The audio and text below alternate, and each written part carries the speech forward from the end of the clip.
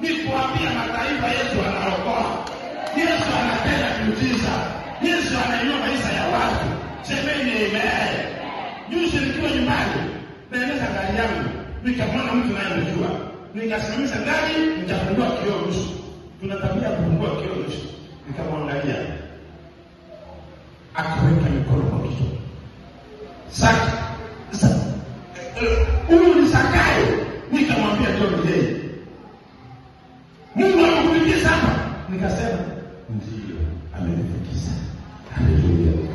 Na kuambia kuendeleza salama. Akaondoka akaenda.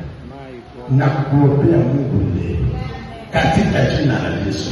Hicho kifungo kimekukamata cha ukoo wenu na kikatiki na kioloji na kiende mbali katika jina la Yesu.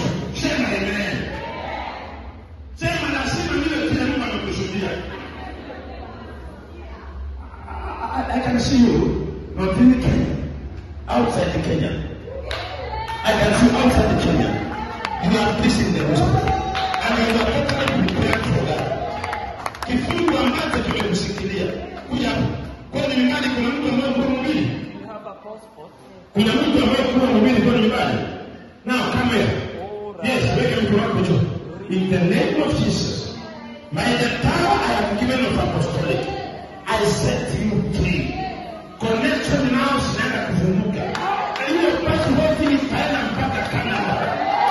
Yes, I can see someone Canada. Listen, the Lord told me I'm going to Canada. And I said I'm going to Toronto. I am going to preach the gospel there. The doors are open. Thank you, God, for coming. I know this man.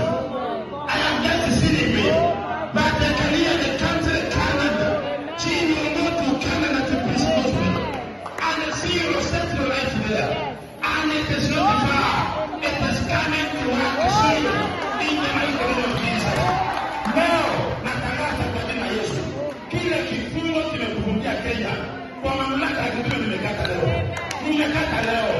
Yale mafuta ulimewahi kumwagiwa ya wivu leo nimeyaondoa. Maachilia anointing ya kimataifa, neema ya kimataifa. Hiyo passport yako, kifungo kimeondoka. You are going to, and that one I release by the power I have given by our Father Jesus Christ. You are going to preach the gospel, and whatever you desire in your heart, unapomaliza mkutano huu inaenda kufanyika.